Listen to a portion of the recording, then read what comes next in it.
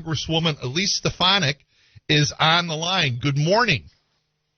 Good morning, Dave. Thanks for having me. God, I'm one of your fans. I'm so proud to have you on. It's my honor. I have to tell you, I've listened to the show before. Sometimes on Saturday mornings when we have a free morning, Sure. I drive and take my son to visit his grandmother, and we always listen to WGY. So I've heard this show the last couple of weeks. Well, that's great. That's great. Matter of fact, you just dropped the surprise. I was going to say congratulations to you.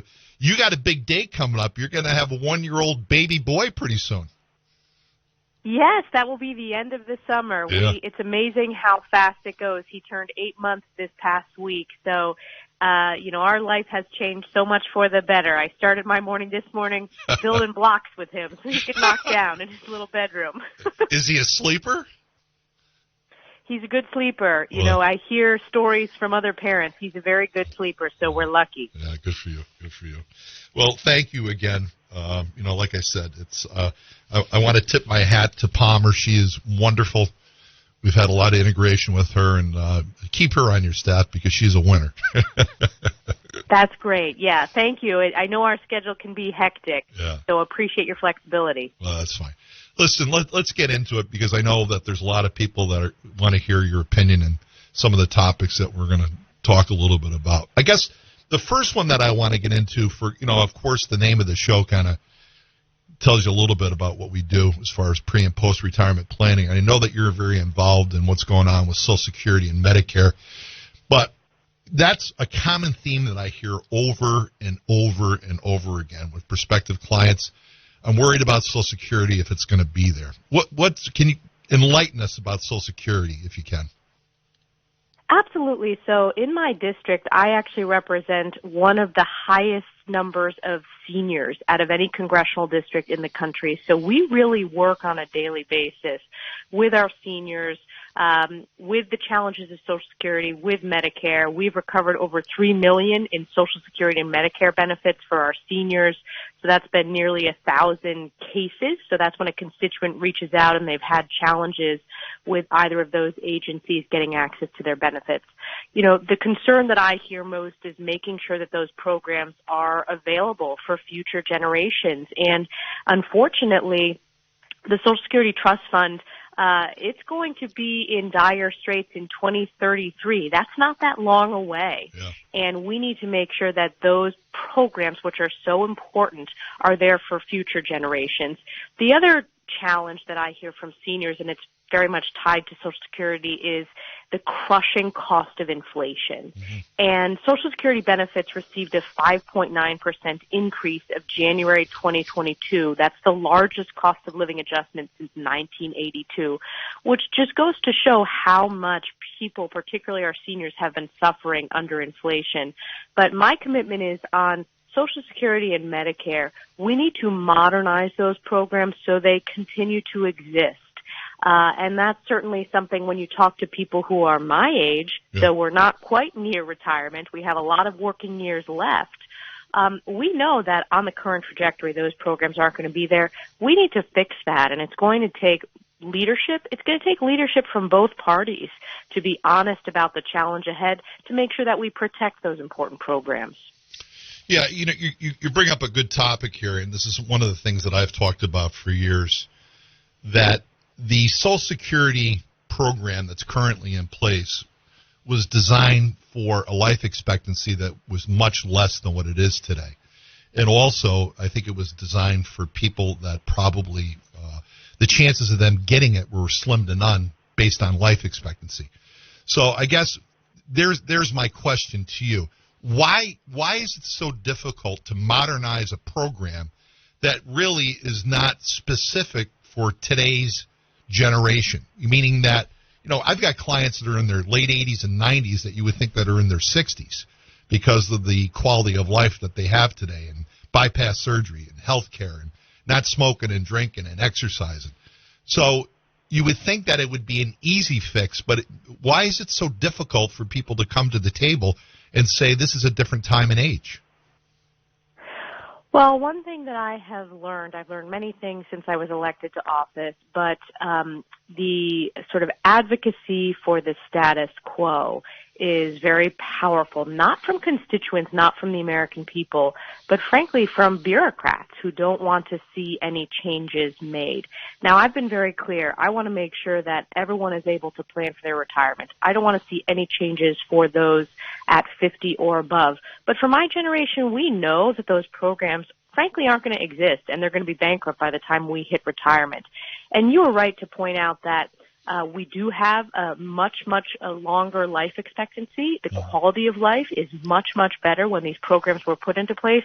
So that's going to be part of modernizing them, slowly raising the retirement age, which, you talk to seniors, many of them are working. I just introduced legislation focused on senior entrepreneurs because I represent thousands of seniors who are running their small businesses as on the side, or maybe that's their full-time job, but that actually goes to add to Social Security benefits for them. So senior and retirement looks very different for this generation than it did even for 20 years ago. Yeah. And you asked why we can't come to a solution. I'll be honest with you, because Democrats refuse to engage in any discussion about how we can make improvements to this program and modernize it to fit the needs of the 21st century. Well, New York State's a one-party system, which is, I think, a real negative for democracy. Washington right now is a one-party system where the House and the Senate and the White House is controlled. Do they basically control the time and the meetings and the topics and what's going to be discussed and not being? Do you really have a seat at the table right now? Well, I always work to make sure I have a seat at the table for my district, but we are seeing, and you see it in the policies and you see how quickly the country has unraveled over the past year, that there are consequences to one-party far-left rule, and we see it double in New York State, out of Albany and then out of Washington, D.C. So I'll give you a couple examples. Mm-hmm. I go around my district, inflation, which I touched upon. That's the number one issue I hear, the cost increase of goods. You go to the grocery store, the cost increases of energy, whether you're pumping gas or whether it's home heating bills. People are getting crushed.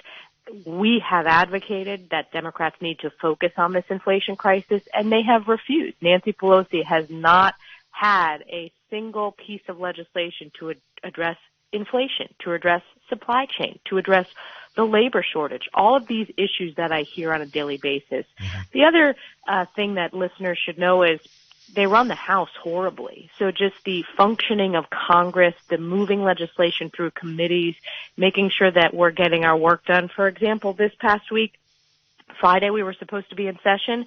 They sent members of Congress home early. There's too many problems in this country for us not to be using every legislative day to tackle these important issues, which is why, from my perspective, it's so important to win back the House for Republicans to address these multiple crises. We need to rein in the reckless tax and spending binge, frankly, that Joe Biden and House Democrats have been on, and live by the same rules as the rest of the American people, which is focus towards getting our budget to balance.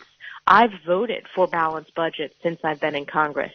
Democrats have never put on the floor a budget that comes to balance. And when we're, again, when I'm talking to families, when I'm talking to constituents, I was just at an event last night at Saratoga County, people are getting fed up with this one-party rule. Mm-hmm. And then Albany, of course, is mismanagement on steroids. Mm-hmm. But people are waking up. It's not just Republicans, but Democrats and independents who have been very disappointed in what's happening in New York State and what's happening at the federal level. So I think it's going to be a big year for Republican candidates on the ballot. Well, I just said earlier in the program, I spent a lot of time in Florida because we have so many clients down there, and my wife Julie and I were just down there. And, 1,000 people a day, Congresswoman, are moving to Florida. And a good bulk of them are coming from the New England region. Yeah, there are some from, Michigan and Wisconsin, et cetera. But I'm going to say, most of the people that I bumped into, I was on Lover's Key Island, and half the island were people from the Capital District region that are living down there now on a full-time basis. They come back, but they live down there like 8 months out of the year, 9 months out of the year. Do you have any idea, I've searched for information on this. What is the impact to New York State to have all these people say, I'm not living here anymore because it's just too expensive? Well, it's a huge impact. It's an impact on our tax base. It's an impact on our quality of life. I will tell you that I've done events in Florida because so many New Yorkers, as you said, are down in Florida. Yeah. That includes many of my constituents. And it is also very sad to hear about our small businesses. Many small businesses are choosing to relocate elsewhere because it's just crushing the tax burden in New York State, the burdensome regulations. You know, my family, I grew up in my family's small business, and it is getting harder and harder in New York State to continue to keep up with the ridiculous policies. And it got worse under COVID. I mean, if you look at the management effectively of the COVID pandemic from an economic perspective, frankly, and a public health perspective from Florida, they did a much better job than New York State on virtually every metric.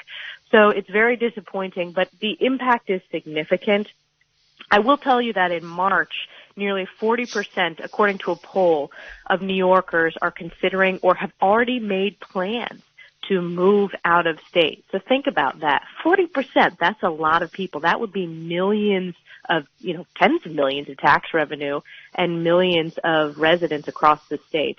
So we can't be in a situation where New York State continues to raise taxes forever because we're just going to continue losing population. And we're a great state. You know, we have so much to be proud of, so many natural resources. We are the Empire State. I'm so proud to represent my district, but the sad part is that the supermajority of Democrats in Albany are just, they forget that it's small businesses and hardworking families that are the backbone of New York, not the government in Albany. Well, you're singing to the choir on two of the bullet points that you just said. I'm a small business, so I know all of these taxes and all these things that you have to do. What I consider to be all the stuff that's underneath the hood that most of the employees don't see, that the small businessman also has to do.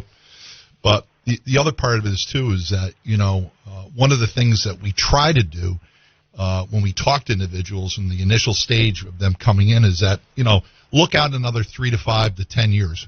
Where will your residents be? Because if you're doing estate planning, you need to know the state they're going to be in, right? Because every state is different as far as protecting assets. And your number, I'm going to say about 50% of the people say, I'm out of here. I'm not staying in New York. I don't know where I'm going yet, but I'm not staying here. It's tragic. I was in the House Republicans had our annual we do a once-a-year working retreat to kind of lay out our agenda, to make sure all of our committees are focused on the issues that matter to the American people. And we did it in the state of Florida.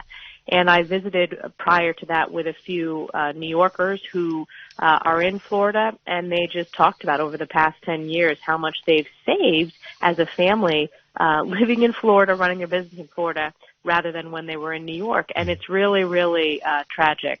I visit small businesses, I visit manufacturers all the time in my district, and I think back to when I first ran in 2014, there are so many small businesses that really were the anchor of main streets, the anchor of communities that have closed up because it's not only was COVID challenging, but the challenges from a policy perspective of New York State are crushing. And people are feeling this on a real level, which is why, unfortunately, that number is so high of people considering relocating. Yeah.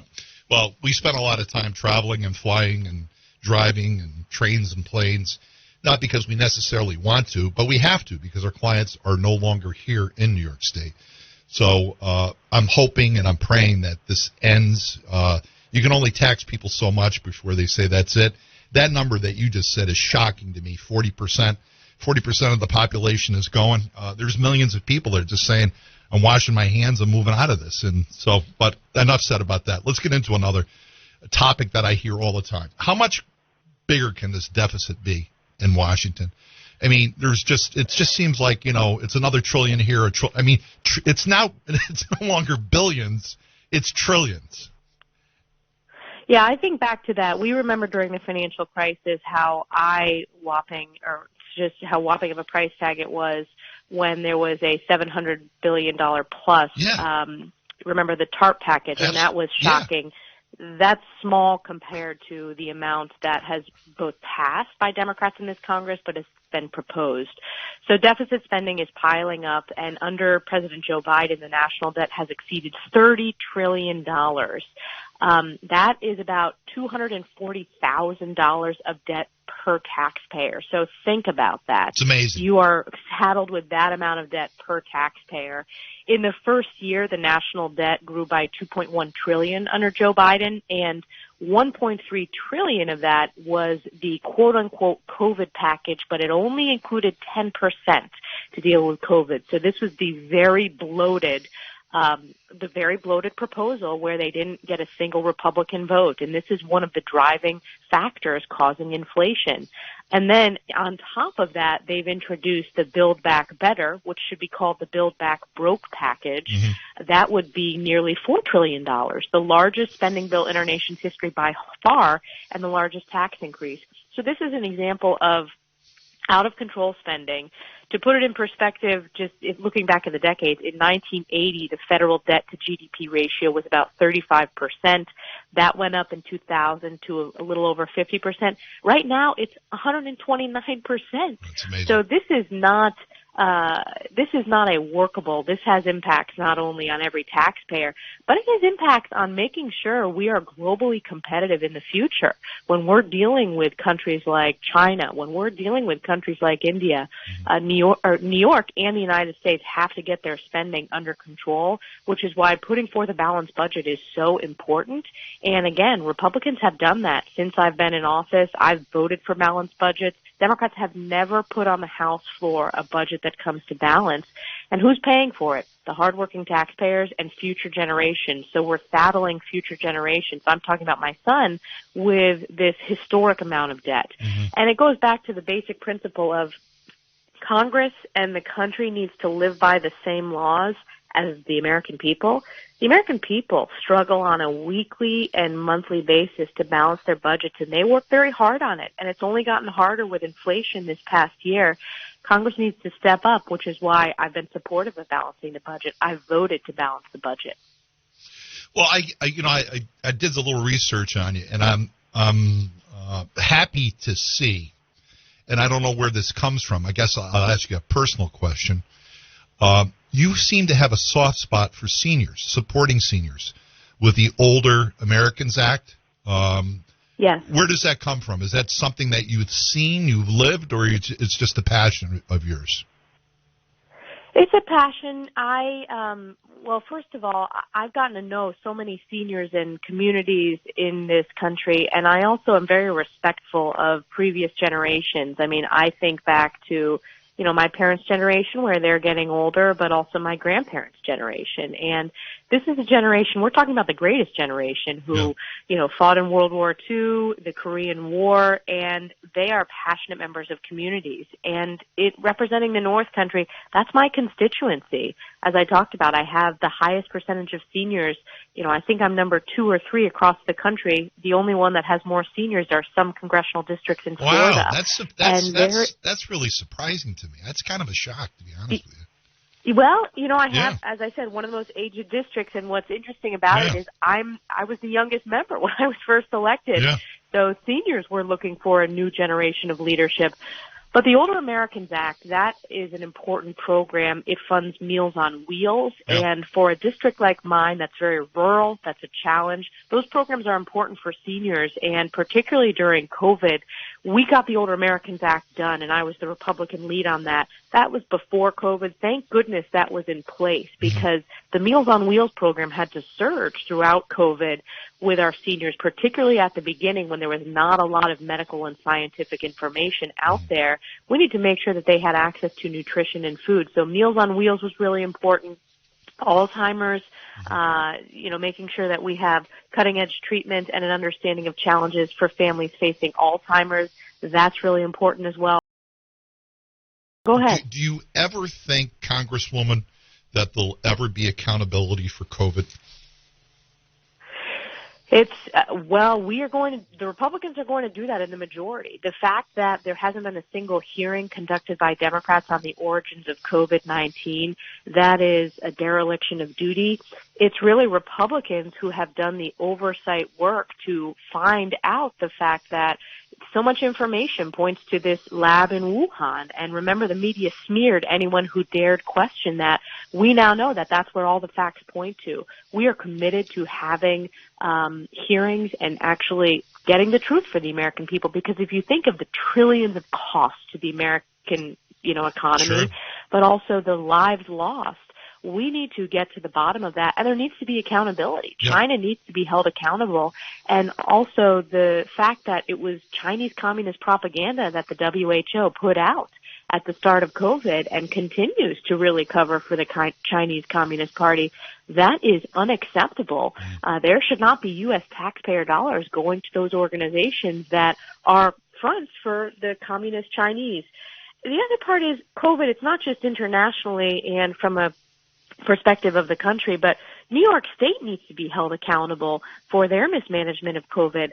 I represent many families who lost loved ones in nursing homes, and that certainly has been brushed under the rug. That's a serious, serious issue, and these people, many of whom lost both parents, both elderly parents, there needs to be a real transparent investigation, and then there need to be policies put into place to make sure that never happens again. One of those that we can tackle at the federal level is making sure that your loved one can visit you in nursing homes, regardless of whether there's a pandemic or not. The fact that there were no loved ones to be able to advocate, I know how important that is for seniors. I know how important that is for my family. You need an advocate when there's a health crisis, and in addition to the neglect on top of the COVID-19, which spread like wildfire through nursing homes because of Andrew Cuomo, there needs to be a federal investigation on that. I'm committed to doing that.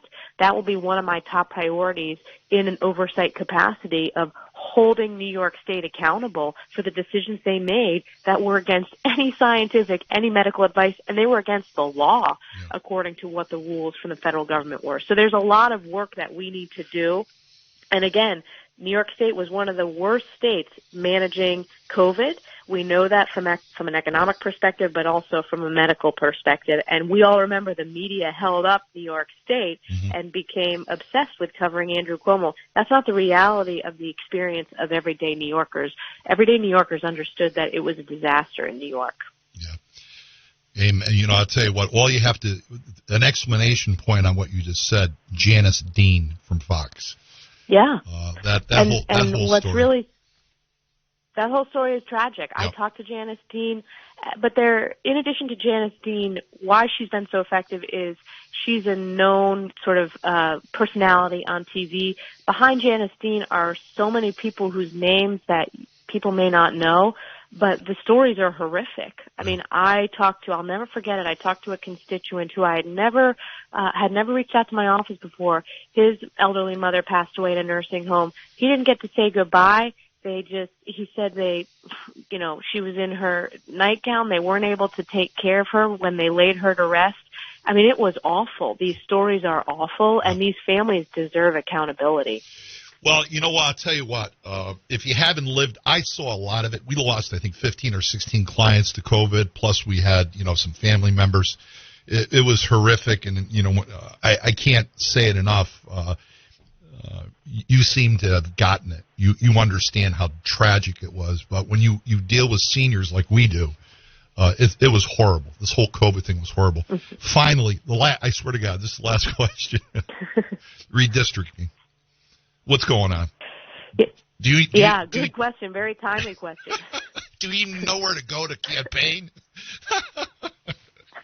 That's funny you say that, because later today I'm going to Canada Harry, which was in the newly drawn district, but who knows? Who knows? This is a new district. Hey, maybe but I committed, not. I'm going. I'm going. So here is the update. First of all, this is tied directly to the exodus from New York. So we're losing a congressional seat. Right. Just so people make the connection, that means that's one less voice in Washington in the United States Congress because we've lost population. That's point one. Number two, Democrats egregiously gerrymandered these districts. We won this court case at every level, and it's New Yorkers. Every New Yorker benefits from this win. And what's interesting is at this last level, the Court of Appeals, it was 7 Democratic appointed judges. Right. And we won the majority. The New York, the voters in New York who challenged this case, we won based upon the fact that these were not fair districts. They were incumbent protection districts. And we need fair maps, fair lines. So what's going to happen now is by May 20th, there is a special master is the term, which I know is hard to understand, but it's basically a professional that will draw the map under the supervision of the judge, the first judge in Steuben County, and those will be the congressional maps.